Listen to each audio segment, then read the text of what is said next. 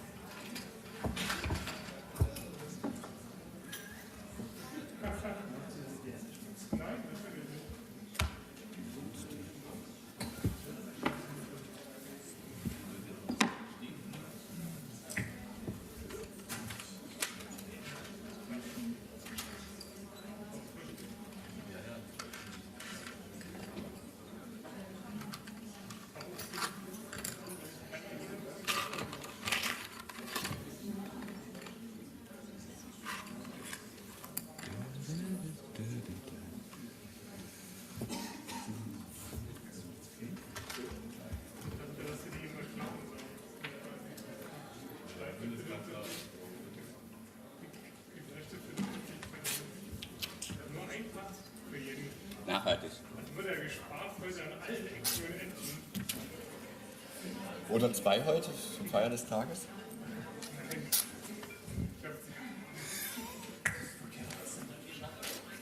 Oh, kriegt da auch.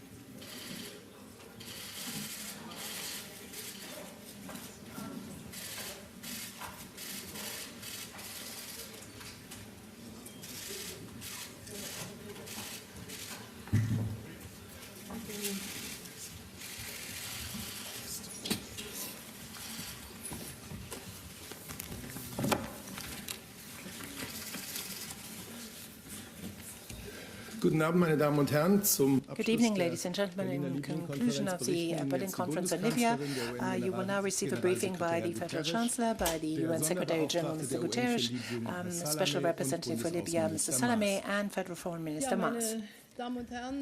Well, ladies and gentlemen, I believe that you have followed events here in Berlin. This afternoon we have had very intensive, very serious negotiations, and we contributed to making a fresh political start, giving a fresh political incentive and impetus to the political process in Libya to try and bring about peace for Libya and for the Libyan people, fill them with hope. And I believe that this Berlin Conference on Libya has given a very good support to hopefully has given a very good support to the UN peace process, and the roadmap that has been proposed time and time again by Antonio Guterres and Mr. Salameh, I believe in this way can be supported. You have always tried to find allies that is who have a permanent seat on the UN Security Council, plus those who play a very important role in the future of Libya. We invited 12 member states, 12 invitees,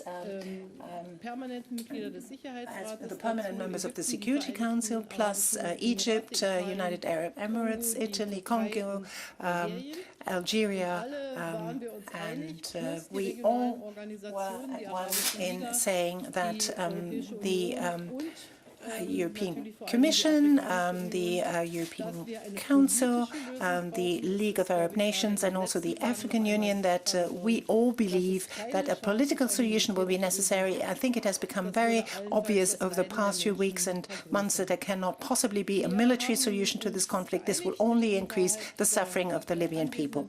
We agreed that a comprehensive plan will be outlined, and I would like to here in particular recognize and thank Mr. Salameh and Antonio Guterres. We believe that we from the German side have also given a contribution, the Foreign Minister and myself, but I think I can safely say that all of the participants to this conference have worked very constructively and very diligently on bringing this matter forward. I think we can safely say that we are all in agreement that the arms embargo we want to see the arms embargo respected, that it will be monitored more closely and more rigorously than in the past. If that does not happen, we will see time and again that this military solution is not excluded, but that people are trying to use military means, and we were all at one in saying that the documents we adopted today will need to be accepted by the Security Council of the United Nations, so that there is an official international blessing for the commitments that were entered into, and that the arms embargo again is given an enhanced profile through this. We know that today's meeting obviously will not solve all of the problems of Libya. As I said, we wanted to give a new impetus, and it was most important that the Libyan representatives present, namely General Haftar and President Sarraj, were there so as to be in on the next steps that need to be taken that the UN Secretary General and Mr. Salameh have proposed, namely the 5+5 military committee. Now, invitation will be extended to all of those who will sit on this committee, and this needs to be the basis so that we can translate a truce into a consolidated ceasefire. There will be invitations issued already next week, this week, that is, and we hope that this step will then be taken by all concerned. We received commitments by all of the participants that until this meeting of the 5+5 committee, the participants of the conference of today commit themselves to not give any further support to these parties to the conflict, in the sense that they don't give any sort of military support to them, that they also will not give them weapons, so that the arms embargo is respected and that the truce holds.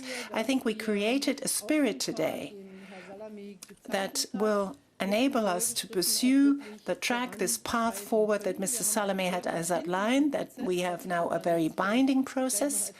And later on there will certainly be other comments on this. So very closely followed, all of those who have met today will pursue this process, and we will see to it that political solutions are found, that the truce and the ceasefire then will be kept, because now what we see there on the ground is indeed a conflict that is fueled by proxies, and we will want to turn the situation into a process that actually gives the people of Libya a right to free self-determination in peace and freedom. I am under no illusion that we have embarked on a very difficult road, indeed a very arduous road, and we believe that right now there are controversial views in Libya itself, but we were at one in saying that in view of the terrible suffering we've seen, in view of the terrible spread of terrorism to the Sahel zone, it was justified to call for this meeting. I would like to thank all of the participants to this conference for coming here, for showing this very constructive atmosphere in which we worked here together.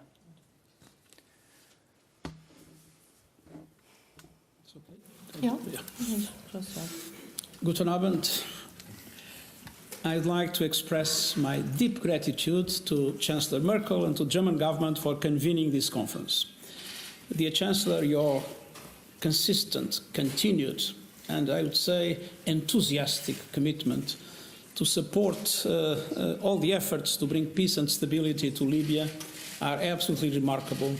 And as Secretary General of the United Nations, I want to express my very deep appreciation and gratitude. And today in Berlin, member states, along with regional and international organizations, have sent a strong signal that we are fully committed to supporting a peaceful resolution of the Libyan crisis. And allow me to briefly touch 3 points. First, I cannot stress enough the summit's conclusion that there is no military solution to the conflict in Libya. All participants have mentioned it several times during the meeting, even those that are more directly involved in the conflict itself. And today, all participants committed to refrain from interference in the armed conflict or the internal affairs of Libya. This is part of the conclusions. And of course, these must be adhered to, as well as the call to silence the guns with the termination of all military hostilities. Second, we called on all actors to refrain from any activities exacerbating the conflict. And I urge all participants and the international community to abide by their commitment to unequivocally and fully respect and implement the UN Security Council arms embargo. Third, the return to the political process is essential. We urge all Libyan parties to engage in a Libyan-owned and Libyan-led dialogue under the auspices of the United Nations, paving the way for a political solution to the crisis. I have to say that of the 3 tracks that were defined, the economic track is fully moving. A first meeting of 22 economists took place in Tunis. A second meeting will take place in the next 2 or 3 weeks.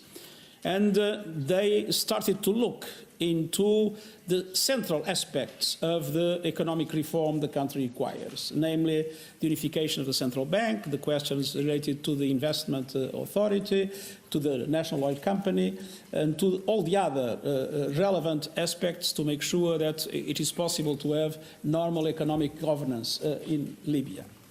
The second track is the military committee. And thanks to Berlin meeting, it was possible today to receive the 5 military delegates of the side of Marshal Haftar. We had already 3, and now we have 2 more of the side of the GNA. So we are now in conditions to convene in Geneva the military committee in the next few days. And finally, there is good progress, both in relation to the House of Representatives and the High State Council for the choice of their representatives to the political forum that will also include a number of names selected by the United Nations Special Representative. And we hope that that will allow also this political track to move forward in the near future. I also welcome the summit's call on all parties in Libya to fully respect international humanitarian and human rights law, to protect civilians and civilian infrastructure. And I hope the commitments made today will create the conditions for a lasting solution of the Libya crisis. It is our collective responsibility to seize this opportunity and to ensure that these commitments become a reality. And I want once again to thank Chancellor Merkel and the German government and to thank all of you. Ja, Frau Bundeskanzlerin, Herr Generalsekretär, Madam Chancellor,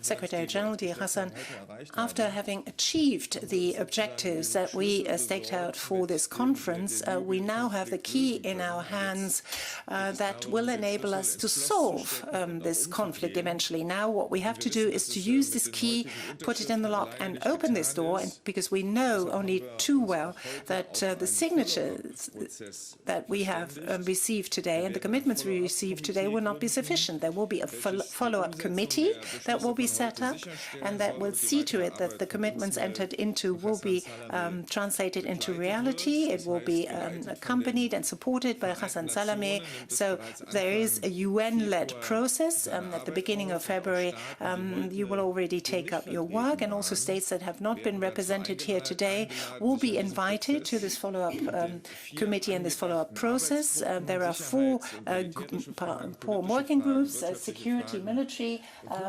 political, economic issues and humanitarian issues. Those will be the headings for these groups, and the kickoff will be given by us as hosts, as co-chair here in Berlin, and then later on all of the international partners present for this conference will actually hold the chair on a basis of rotation. Later on, the results and the further steps to be taken will also be discussed in suitable bodies, not only in the United Nations, but already tomorrow when we have the Foreign Ministers' Council of the European Union.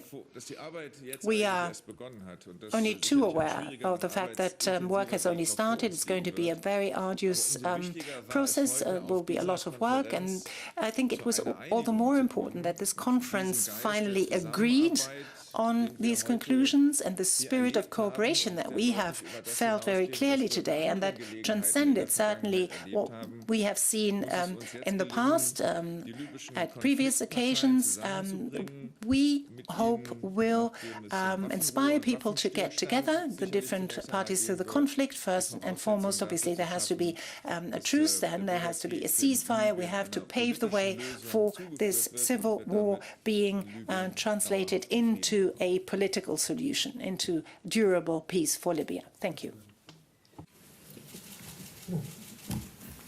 Well, I have very little to add to what the Secretary General has said.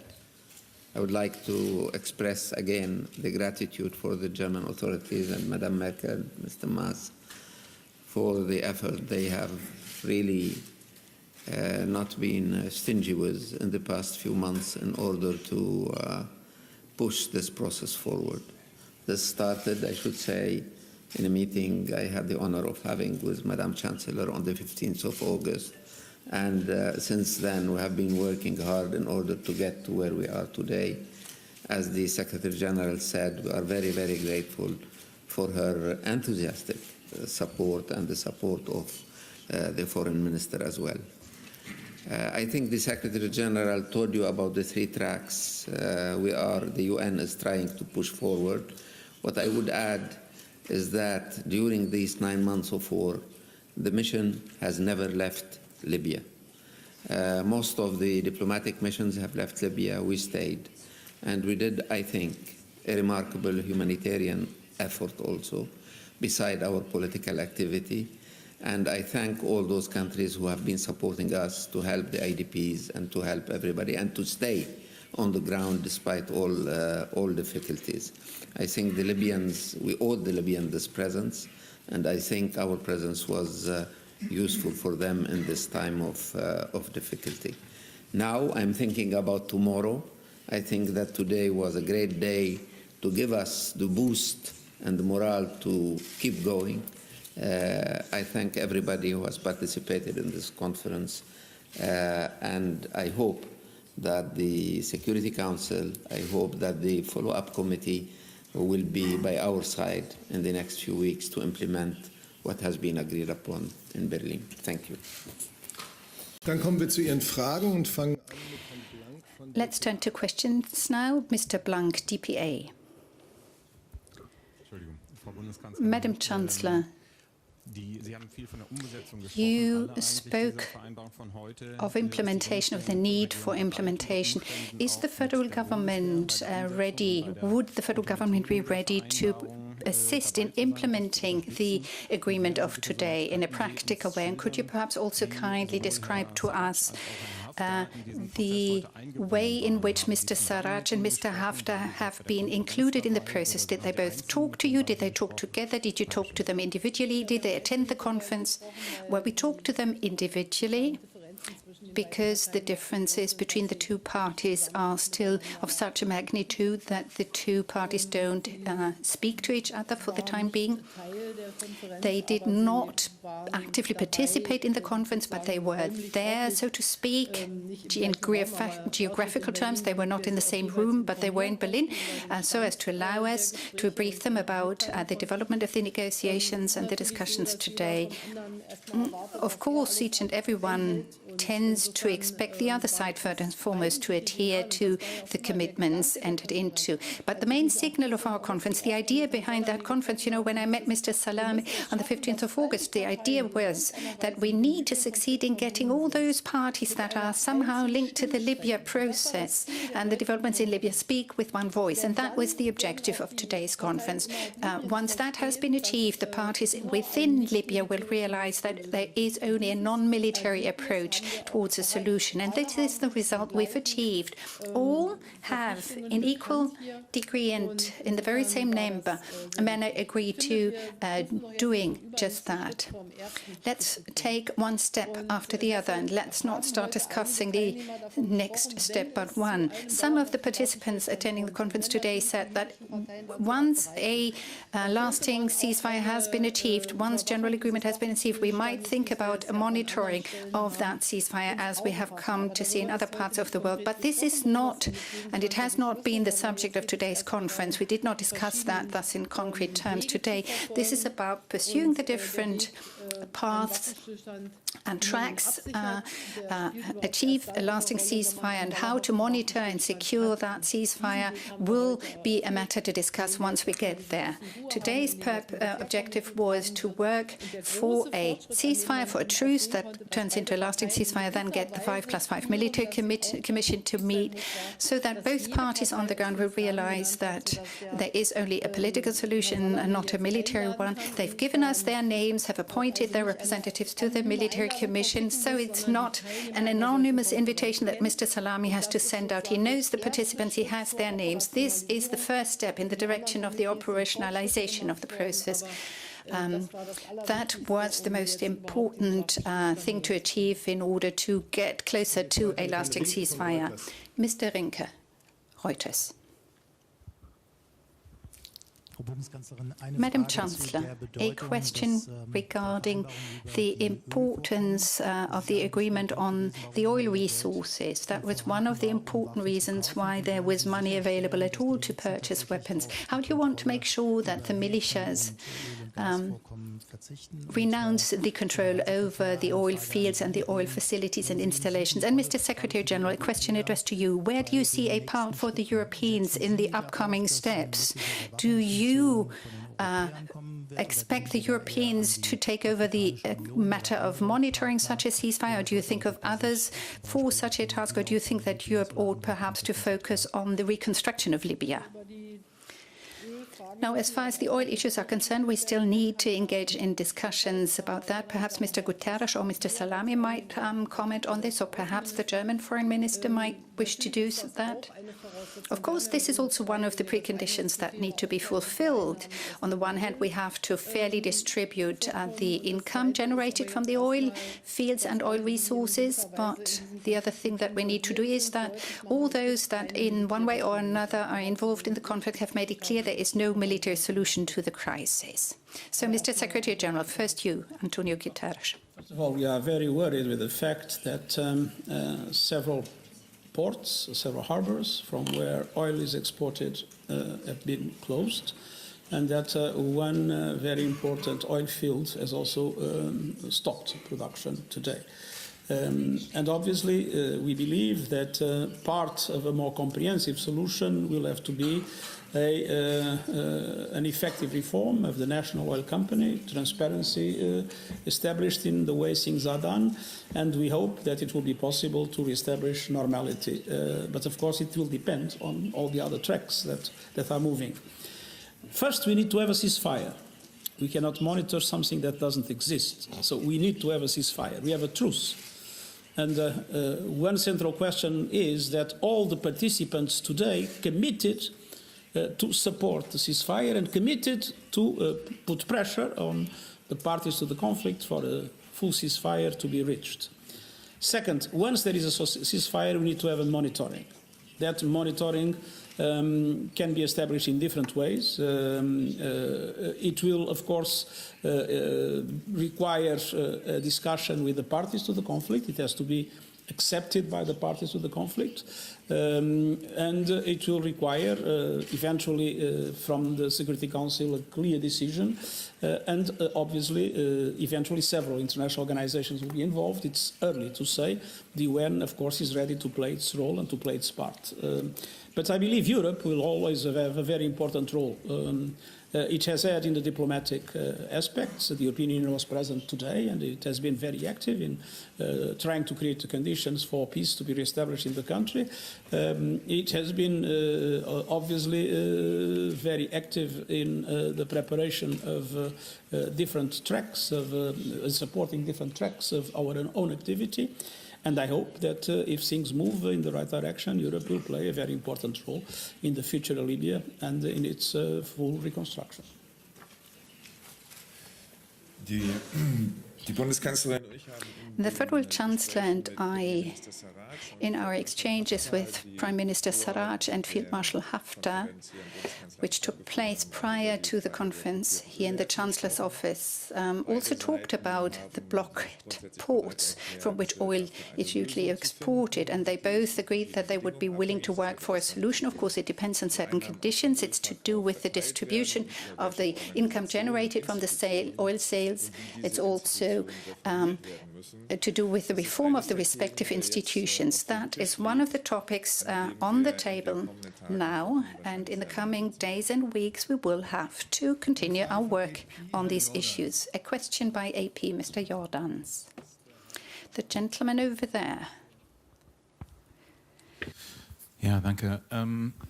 Thank you, Madam Chancellor. Das Einfrieren der militärischen Unterstützung freezing military support for the parties to the conflict. How do you conceive of that? Have you agreed a timetable with Russia and Turkey with respect to them withdrawing their support, any kind of support? Well, agreement has been reached today that in future there will be no support extended to the conflict parties, and we also agree that to a great extent than has been the case so far, we also want to monitor the arms embargo and work within the UN towards that objective. Everyone has committed to that objective. Now, the question of ongoing military support that is already provided by way of equipment or not, how that is to be withdrawn, is a question that needs to be addressed once a genuine ceasefire has been established. For the time being, as of now, as of today, we agreed that no more weapons or equipment are to be delivered to the parties to the conflict. The arms embargo, thus, will respect it. That's part of our conference conclusions, by the way. For months and months, a progressive escalation in the conflict. But that escalation has reached, in the last few days, a very dangerous dimension. Until now, we had an escalation of a Libyan conflict with some foreign interference. Now we were facing the risk of a true regional escalation. And that risk was averted in Berlin, provided, of course, that it is possible to maintain the truce and then to move into a ceasefire. But that escalation that was taking place and was becoming extremely dangerous, today there is a strong commitment to stop it. And this, I think, is a very important result of the Berlin Conference. Wir hatten eine Frage von Radio France, Herr Pietenu, jetzt finde ich ihn aber nicht. A question by Radio France, Monsieur Pietenu. Where are you? Oh, over there. Danke. Frau Bundeskanzlerin Merkel. Madam Chancellor, Ms. Merkel, are you sure that the Europeans are now going to speak with one voice? Speak with one voice. Your German was excellent. I understood you very well. Yes, I believe that the preparatory stage already was a clear indication of the fact that the Europeans' positions was, in a way merged. We had an enormous commitment on the part of the French president, a strong commitment on the part of the Italian prime minister, the president of the council, and of the high representative of the European Union, Josep Borrell, and of course Boris Johnson. You know, we have lived through times where the Europeans did not speak with one voice, but now the participants like Egypt, the United Arab Emirates, Russia and Turkey were able to agree on providing a genuinely fresh impulse to the ceasefire or the truce, has made it much easier for the Europeans to work in the same direction, or to put it differently, Europe too has contributed to the success that we have achieved today. Thus, I find myself in a much better position and have a, generally speaking, much better feeling than a couple of weeks ago. Two questions. Mr. Panchevsky from Wall Street Journal, the last but one row, the gentleman over there. Thank you very much indeed. In English, perhaps. Is there any way to guarantee that the ceasefire will last after today? Because there was an escalation of hostilities even yesterday. So I'm just wondering whether the two Libyan leaders who were in attendance today have themselves signed up to this, or have they separately agreed with you that they will not escalate the hostilities? Thank you.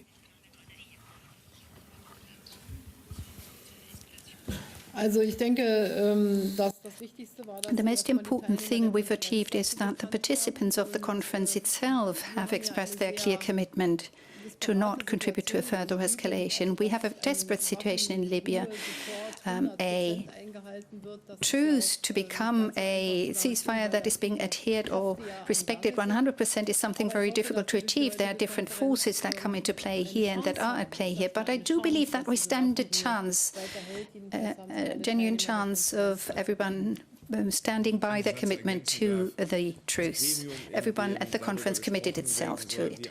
The body, says the minister, where the subject is to be discussed how to turn the truce into a ceasefire is the joint 5+5 military commission, which has so far never been able to meet because General Haftar was not willing to name his representatives.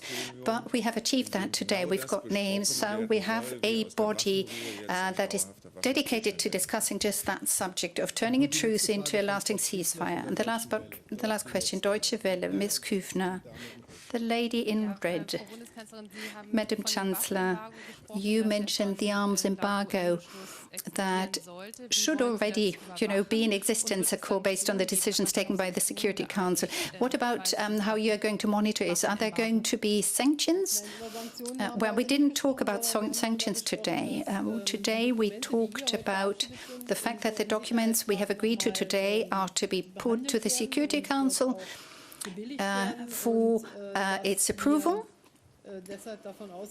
Thus, we expect that all those who have expected their commitment to what is laid down in those two papers will stand by it. And once the arms embargo is to be violated, remains to be seen. We did not talk about sanctions here now, but should something happen, and I don't expect that necessarily, but then we will have to wait and see. I think we are witnessing something that is totally unacceptable. It's a constant violation of international law. It's Security Council resolutions that are not being respected. And this is taking place, as you know, in the recent past in Libya. So I am totally convinced that the members of the Security Council need to assume their responsibilities for the body itself to be taken seriously in the context of the Libyan conflict. Dann danke ich Ihnen allen und wünsche einen schönen Abend. Thank you very much. Have a pleasant evening. I think this Wall Street Journal, AP, Reuters, Radio France International.